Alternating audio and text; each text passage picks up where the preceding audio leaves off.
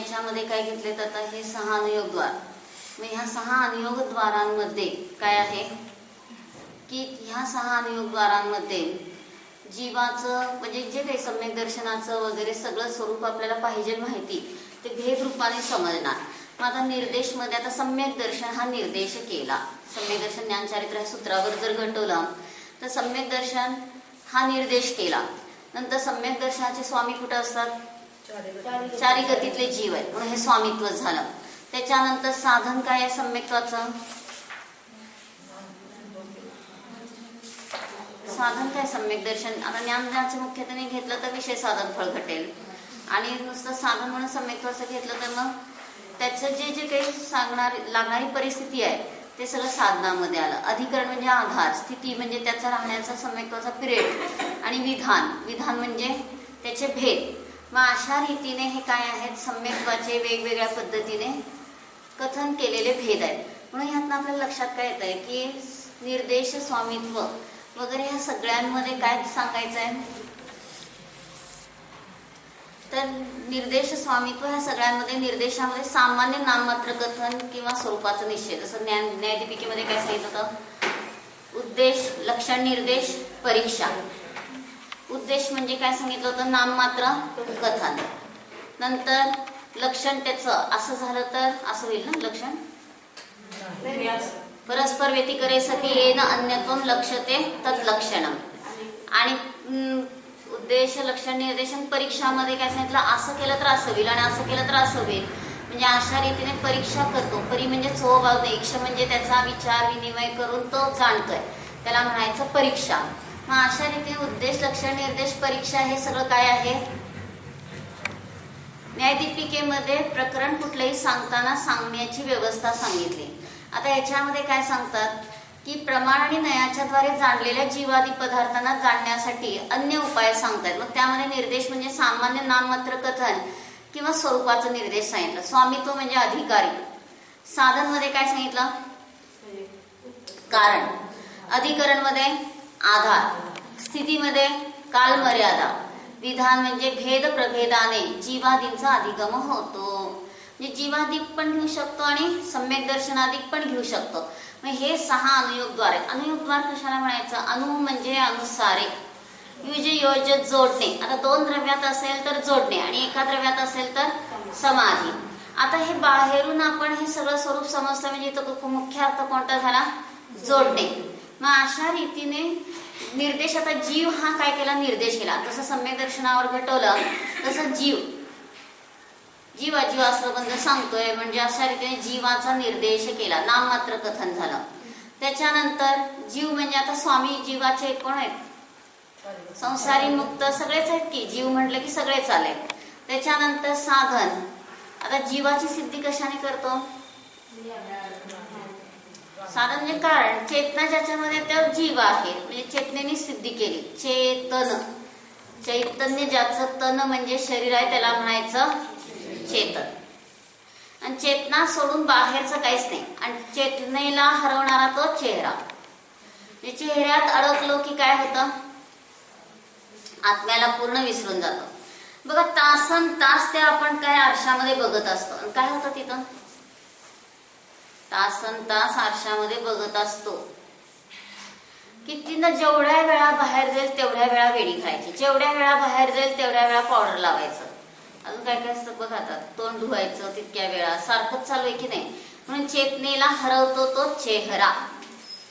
आणि चेतन शब्द काय सांगतो? चैतन्य ज्याचं तन म्हणजे शरीर आहे तो झाला चेतन. मग अशा रीतीने चेतन हे काय आहे?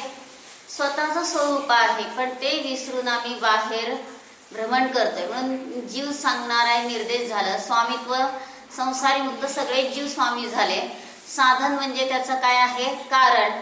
तर चेतनेच्या द्वारे जीवाची सिद्धी करतो म्हणून काय झाला की चेतना हेच त्याचं कारण आहे. अधिकरण मध्ये काय घेतला? आधार. अधिकरण मध्ये आधार म्हणजेच काय आहे? अधिकरण शक्ती आली ना. अधिकरण शक्तीला काय म्हटलंय? चक्रवर्तीची चक्रवर्ती. चक्रवर्तीची चक्रवर्ती असं का म्हटलं? चक्र म्हणजे अनंत गुणांचा समूह आणि त्यात राहतो तो चक्रवर्ती. आणि त्या चक्रवर्ती शाही चक्रवर्ती म्हणजे मुख्य कोण आहे तर अधिकरण शक्ती म्हणजे आधार सांगतोय बघा. वारी शेंडला जेव्हा फाशीची शिक्षा ठोठावली, का ठोठावली? की तो स्मशानात चतुर्दशी अष्टमी काय असेल तर पर्वतिथीला ध्यान करत उभा राहायचा आणि तिथं सगळे त्यांनी कपडे वगैरे काढून मुनींसारखं काय केलं, ध्यान आरंभलेलं आहे. आणि असा तो तिथं ध्यानस्थ असताना तो चोर तिथं पोहोचलाय आणि कोतवाल मागे लागलेला आहे. आणि त्यांनी काय केलं, जो हार होता तो त्याच्या पुढ्यातच टाकून दिला. कोणाच्या? वारीशिणाच्या. आणि स्वतः लपून बसला. आणि कोतवालाला काय एवढं तरी कळायला पाहिजे की नाही, एवढ्यात लगेचच कपडे काढून वगैरे तो कसा काय उभारणार आहे, म्हणजे ध्यान आरंभलेला आहे आणि हा तर राजपुत्र आहे, ह्याला चोरी करायची गरज आहे का? सगळ्यात सामान्य कॉमन सेन्स कुठं आहे? चोरी करण्याची ना गरजच नाहीये. स्वतः राजपुत्र म्हटलं राजवाड्यातला स्वतःच्या हाताने घेऊ शकतोय तो.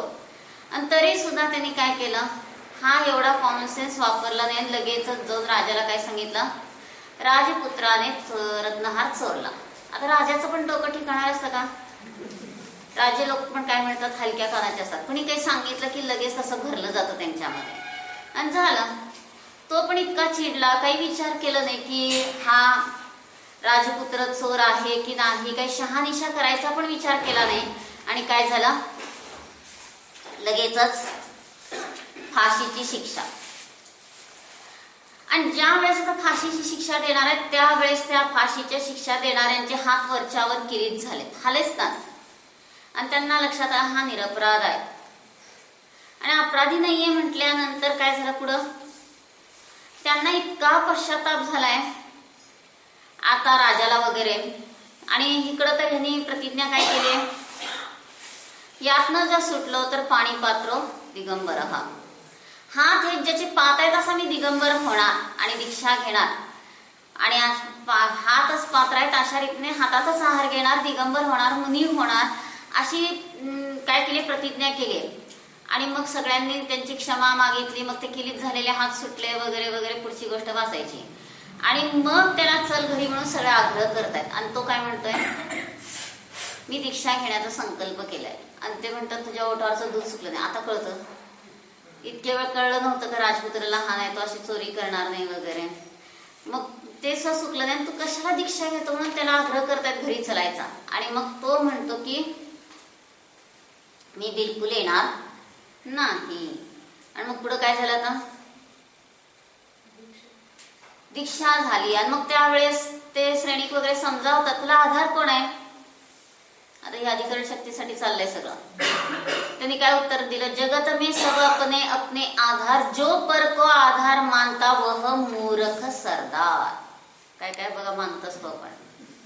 प्रत्येक वस्तू जड असेल की चेतन असेल ती स्वतःच्या आधाराने असते, ती दुसऱ्याच्या आधाराने असत नाही. आणि आम्ही दुसऱ्याचा आधार मानतो तर आम्ही मूर्खांचे काय झालो, सरदार. परमाणू सुद्धा त्याच्यामध्ये त्याच्या वस्तुत्व गुणावर जबाबदारी आहे की कसं जगायचं, म्हणजे कसं त्यांचं पर्याय रूपाने परिवर्तन करायचं. जगायचं म्हणजे फक्त जीवाकडेच आपण जीवत्व शक्ती लावतो, पण परमाणूचं स्वपरिवर्तन होण्याचं कार्याची जबाबदारी वस्तुत्व गुणावर आहे. साही द्रव्यामध्ये वस्तुत्व गुण सामान्य आहे आणि असा सामान्य वस्तुत्व गुण ज्याचा त्याच्यामध्ये असताना सुद्धा आम्ही काय म्हणू लागलोय, मी मुलांवर जगतो, मी पतीवर जगतो, मी पत्नीवर जगतो, किती कुणाकुणावर देशावर जगतो, अजून काय समाजावर जगतो, धर्मात आलो तर देवशास्त्र गुरूंवर जगतो. मग अशा रीतीने बहुमान करेन ज्ञानी सुद्धा, देवशास्त्र गुरूंनीच मला मार्ग दाखवला, त्यांच्यामुळेच माझा उद्धार झाला असं सुद्धा मुळे येणे आपण नयाभास म्हणतो. पण तो इतकी भक्ती आली की बहुमानाने असंही म्हणेन देवशास्त्र गुरूंनीच मला तारलं.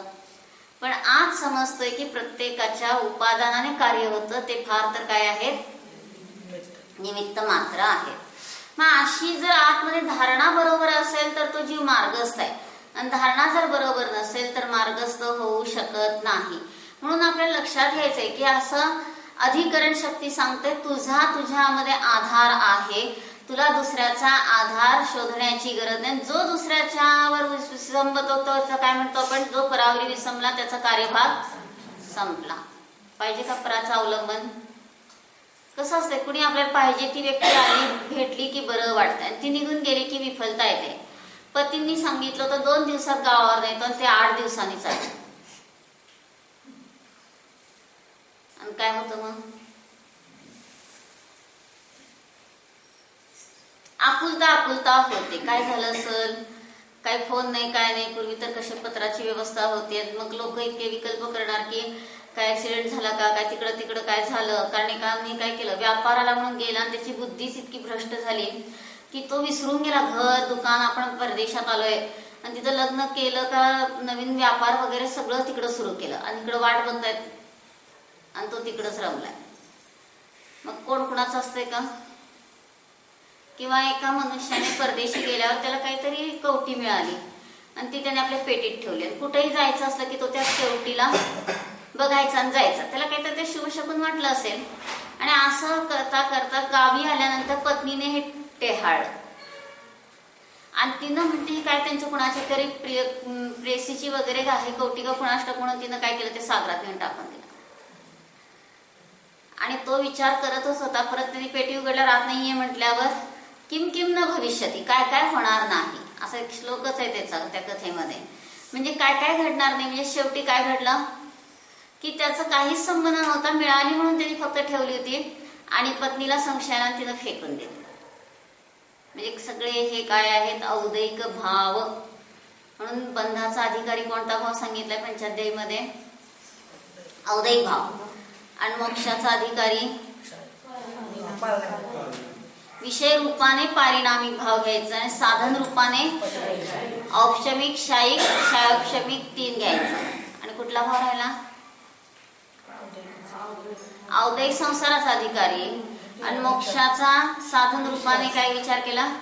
औपशमिक, शायिक, शायोपशमिक हे 3 भाव सांगितले. आणि एक भाव राहिला की कुठला? पारिणामिक भाव विषय रूपाने आहे. झाला.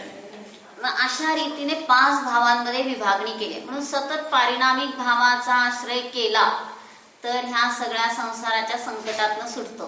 आणि पारिणामिक भावाचा आश्रय केला नाही तर आमचं सतत काय चाललंय? आकुलता व्याकुलता चालली.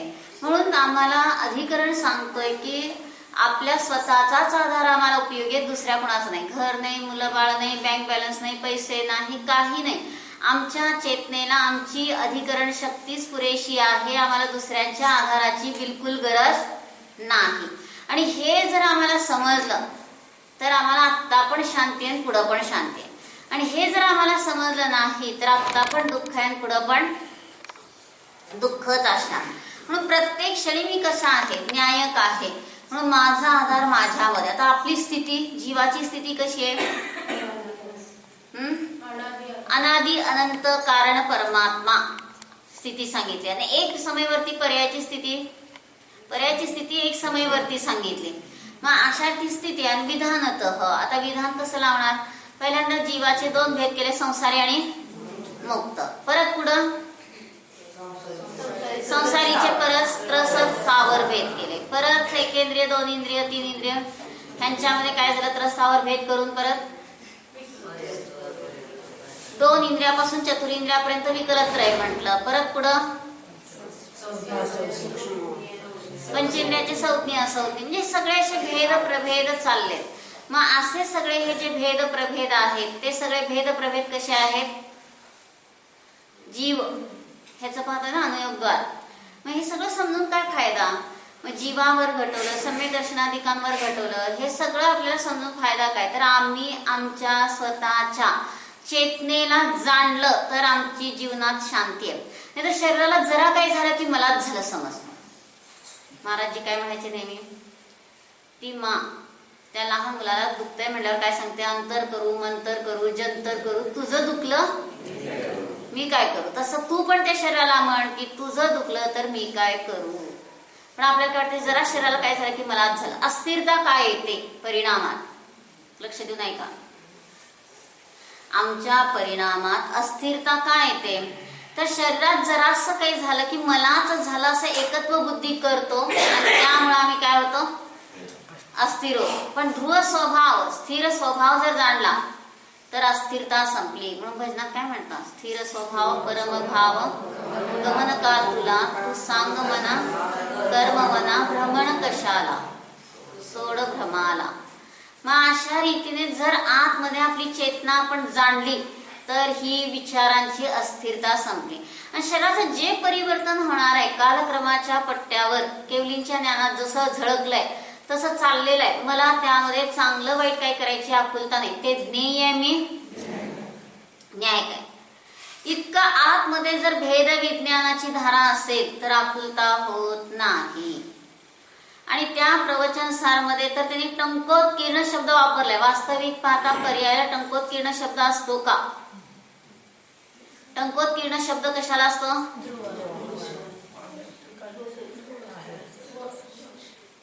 त्रिकाली ध्रुव स्वभाव टंकोत्कीर्ण आहे.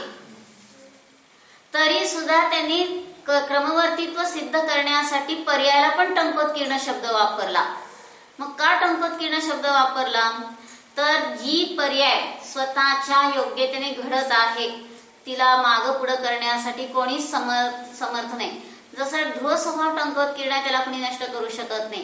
किंवा टंकोत्कीर्ण म्हणजे टाकीने उत्कीर्ण केलेली मूर्ती ती कशी असते? तिला लगेच असं मिटवायचं म्हणलं तर शक्य नाहीये. तसं एक समयवर्ती पर्याय सुद्धा स्वतःच्या योग्यतेने स्वयोग्यतेने उत्पन्न होत असताना त्या पर्यायाला मागे पुढे करण्यास इंद्र अहमिंद्र जिनेंद्र कोणी सुद्धा समर्थ नाही. मग कार्तिकी अनुप्रेक्षामध्ये काय सांगितलं? जस जन्मी देसे जेन विहानेन जन्मम अहवा मरणम वा. ज्याचं ज्या विधानाने जन्म अथवा मरण होणार आहे तसंच होणार आहे, त्याला मागं पुढे करण्यास कोणीच समर्थ नाही. आणि हे जर आपल्याला समजलं तर आम्ही पर्यायाकडे पाहून आकुलता करणार. क्रमनियमित पर्याय समजण्यासाठी नेहमी उदाहरण काय देतो?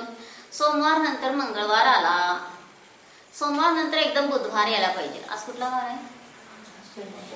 शनिवार. मग एकदम यावा असं म्हटलं तर येते का? मंगळवार आज शनिवार आहे, एकदम उद्या मंगळवार यावा, बाजारात भरपूर नफा होतोय असं त्याला मागं पुढं करायचं म्हटलं तर वाराला शक्य नाही, तारखेला ते पण शक्य नाही. म्हणजे कुठली स्थिती सुद्धा मागं पुढं करू शकत नाही. म्हणून ह्यातलंच लक्षात काय घ्यायचंय की जे जेव्हा जसं घडणार आहे तसं घडतं, त्याला कोणीच मागे पुढे बदल करू शकत नाही. आणि त्यासाठी किती गाथा समर्पित केल्यास प्रवचनसारच्या? 1 ते 80. आणि 1 ते 80 गाथांमध्ये काय सांगितलं? व्यवहार सर्वज्ञ भगवंतांची सिद्धी, न्याय ग्रंथ, आप्तपरीक्षा, आप्तमीमांसा ही सगळी काय आहेत?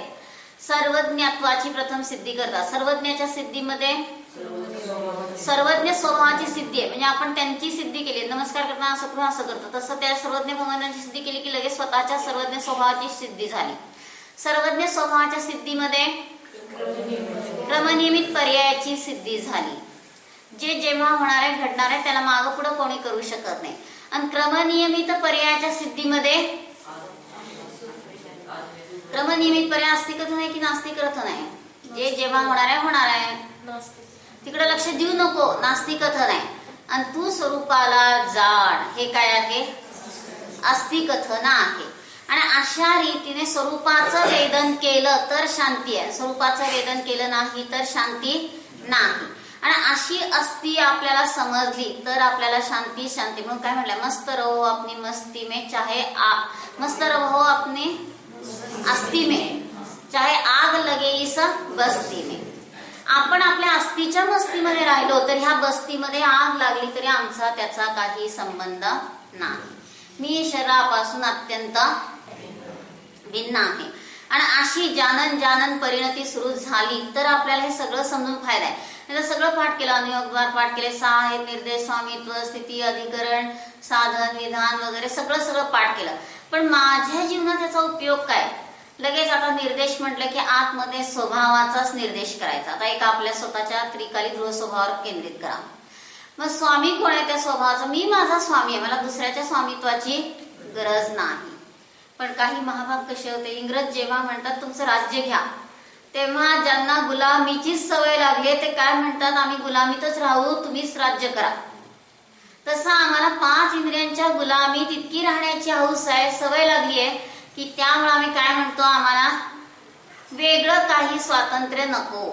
म्हणून चंद्रमती माताजींनी पूर्णार्घमध्ये जे 1-2 लेख लिहिले त्याच्यात खूप चांगलं घटवलंय की गुलामीतच राहणाऱ्यांना गुलामीची इच्छा असते. 5 इंद्रियांची गुलामी अनादी कालापासून केली आहे, त्यामुळे इंद्रिय भोगातच बरं वाटतंय. स्वतंत्रतेने राहायला नको वाटतंय. स्वतंत्र, स्वतःच चैतन्य तंत्र समजला तर आम्ही ह्या गुलामीत अडकत नाही. म्हणून त्याच्यामध्ये त्यांनी कसं घेतलंय की चीनमध्ये चिनार वृक्ष का कुठंतरी असं खूप छोटे छोटे आढळले. का आढळली? तर त्यांनी त्याच्या मुळ्या खाली ज्या जातात त्या कापून टाकल्या, त्यामुळे वर वृक्षाची वाढ काय झाली?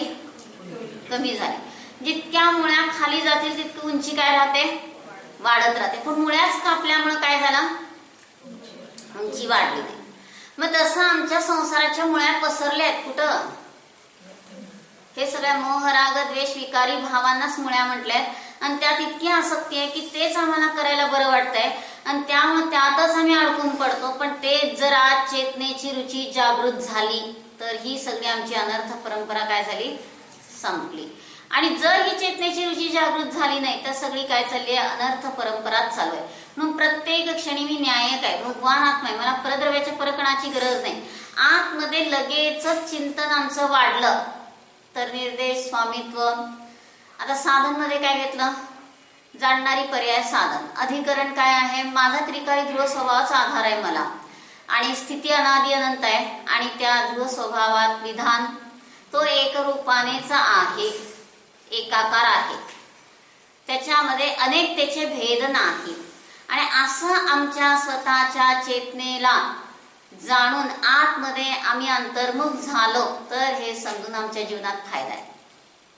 आणि जर चेतनेलाच जाणलं नाही तर काय चाललंय मग? सतत आकुलता व्याकुलता. होम सायन्स शिकलेली ती मुलगी, लग्न झालं आणि म्हणाली वेगळं राहायचं, हट्टाने वेगळं राहिलं. आणि नवरा तर ज्ञानी आहे, तो म्हणतो बाहेरचं काही खायचं नाही, घरात करावं लागेल. आणि पहिल्यांदा हो म्हणाली, पण तिचं सगळं पुस्तकी ज्ञान, थेरॉटिकल, प्रॅक्टिकल काहीच नाही. आणि थोडे दिवस ती म्हणते की सुरुवातीला आपण एक 15 दिवस तरी हॉटेलचा डबा मागू. आणि हट्ट केल्यावर त्यांनी बर म्हटलं. पण 15 दिवसानंतर त्याला इतका कंटाळा आला की बाहेरचं अशुद्ध खायचं कसलं ते असतं, त्यात काही जीवजंतूंची पण रक्षा नसते, पाणी गाळलेलं नसतं. म्हणून समोरच्या काकूंना सांगितलं आम्हाला जेवायला बोलवा दोघांना. आणि अगदी पुरणपोळीचा खास बेत करून तिनं बोलवलं. आणि आता ती सुद्धा काय खाताना अगदी छान झालं छान झालं म्हणू लागली. मग घरी आला की त्यांनी काय सांगितलं? आता छान झालं म्हणाली ना, आता आजपासून हॉटेलचा डबा बंद. बोले सो फसे.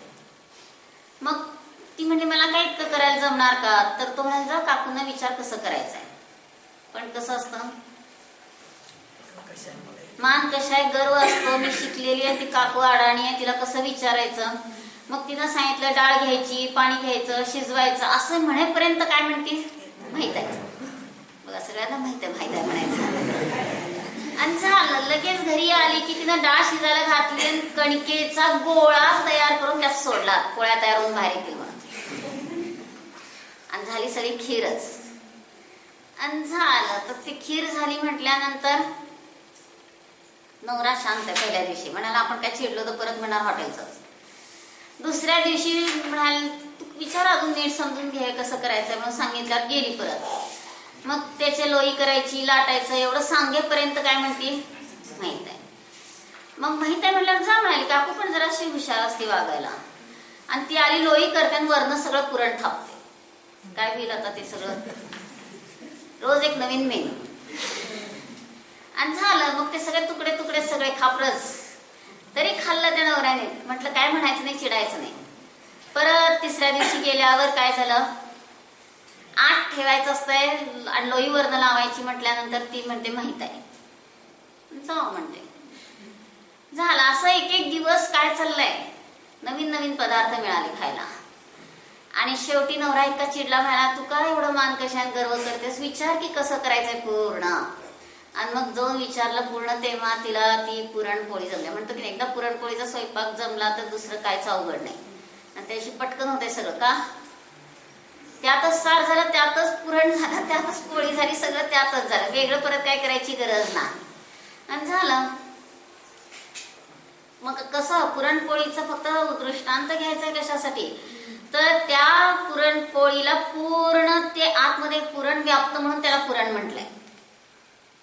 नाहीतर काय केलं, चौपट लोई घेतली आणि एकपट पुरण घातलं तर ते काय झालं, सगळं रोटच झालं.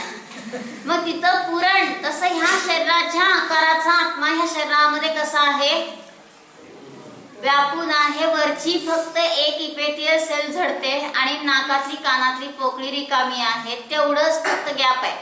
आणि बाकी हा शरीराच्या आकाराचा काय, हा जीव आहे. आणि असा हा जो जीव आहे त्या पूर्ण आत्म्याला जाणायचं म्हणून समयसारच्या शेवटी परिशिष्ट मध्ये काय सांगितलं, भरितावस्थो हम,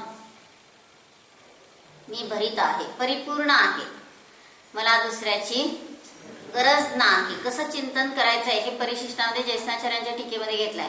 मग असा मी माझा परिपूर्ण आहे, मला दुसऱ्याची बिलकुल गरजच नाही. आणि असा मी चैतन्य असा पूर्ण आत्मा जाणला तर आम्ही समृद्धतेला प्राप्त होतो.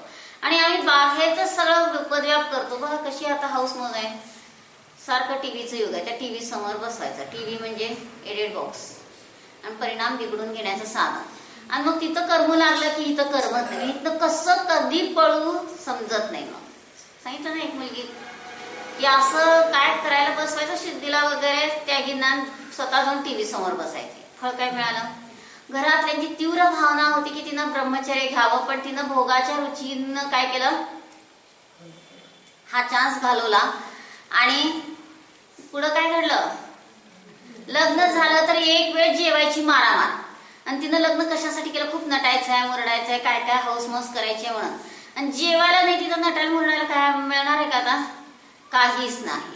आणि ज्यांना ज्यांना समजलं ते तिला अनुकूलता द्यायसाठी काय द्यायचं म्हटलं तरी पंचायत कुडी बघितलं तर नावं ठेवतील का वगैरे सगळे विकल्प परत.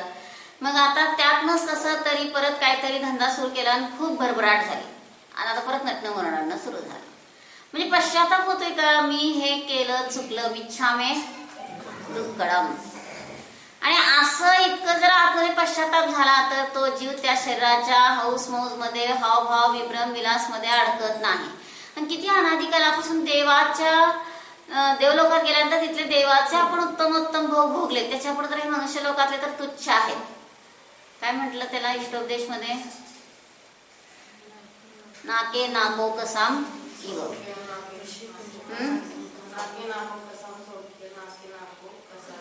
म्हणजे ते स्वर्गातलं स्वर्गाप्रमाणेच आहे. त्याच्या पुढे हे वाळलेल्या गवताप्रमाणे, वाळलेल्या गवताला सुद्धा अजून काही व्हॅल्यू असेल, पण ह्याच्यामध्ये तेवढा सुद्धा आनंद गुण आहे का ह्या 5 इंद्रियांच्या भोगामध्ये नाही.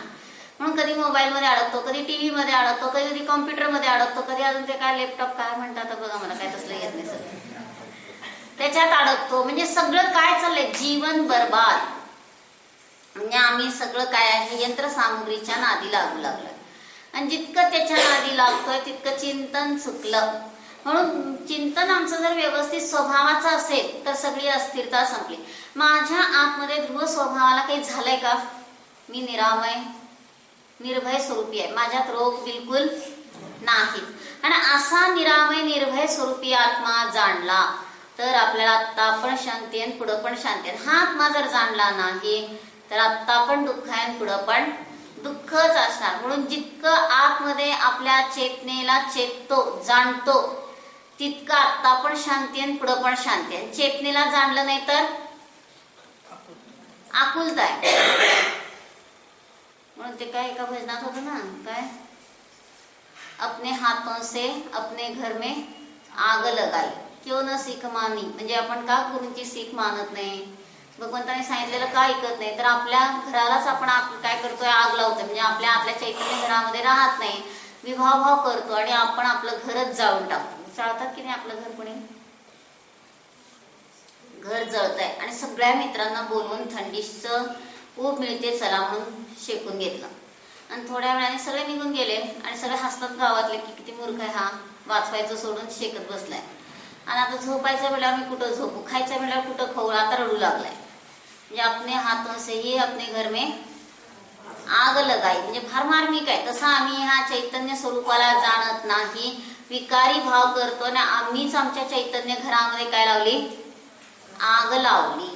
मग असं हे आपण जर केलं तर आपल्याला किती दुर्दशा आहे, दुःख आहे. म्हणून पुरणपोळीची गोष्ट फक्त ऐकण्यासाठी नाही, शेवटी तिनं काय केलं, एक राहिला त्यातला पॉइंट, की तिनं आता रोज कशाला विचारायचं, अपमान वाटतोय म्हणून ती काकूबाई पांढरी साडी नेसते, कुंकू लावत नाही, केस नाहीये डोक्याला, म्हणून तसा वेश केला. वेश केल्यावर मला येईल पुरणपोळी, कशाला विचारायला जायचं रोज. मग केस कापले, पांढरी साडी, कुंकू पुसून टाकला, आणि असा आता अवतार बघितल्यावर तर मग आता नवरोजी चिडले, म्हणाले काय हे मूर्ख आहेस तू, अशा वेशाने येते का तुला, येत नाही. मग तसं आम्ही धर्मामध्ये मुनींचा वेश पण अनेक वेळा घेतला, परंतु एक स्वभावाची रुची केली नाही, आणि त्यामुळं आमची सगळी काय चालली आहे, दुर्दशाच दुर्दशा. म्हणून मुनी असेल, श्रावक असेल, कसलाही वेश घेतला तरी अनुभूती होत नाही. जर आतमध्ये अभेदवृत्तीचा विषय आणि आपास्मृतीशुद्ध प्रमाणात्मक साधन हे जर असेल तरच हा जीव मोक्ष मार्गस्थ होतो, अन्यथा नाही. आणि इतकी आतमध्ये स्वभावाची रुची लागली तरच आमचं सगळं दुःख आत्ताच संपलं, वेगळा क्षण नाही. म्हणून हे 6 अनुयोगद्वार सम्यक दर्शनादी विषयांना किंवा जीवादी तत्वांना समजण्यासाठी जरी सांगितले आहे तरी त्याचा जीवनात उपयोग काय, तर आता अनुसारे युजयोजत जोडणे घ्यायचं नाही. आता स्वतःमध्ये समाधी, मी माझी पर्याय स्वतःला जाणण्यासाठी समर्पित करतो. आणि असं काय झालं, हे अनुयोगद्वार आतमध्ये स्वतःकडे वळलं तर आपल्याला अनुभूती झाली तर उपयोग आहे. म्हणून निर्देश, स्वामित्व, साधन, अधिकरण, स्थिती, विधान असे 6 द्वार सांगितलेत. परंतु आतलं चैतन्य द्वार जर उद्घाटित झालं तर ह्या सगळ्या दुर्दशेतनं आपण सुटलो.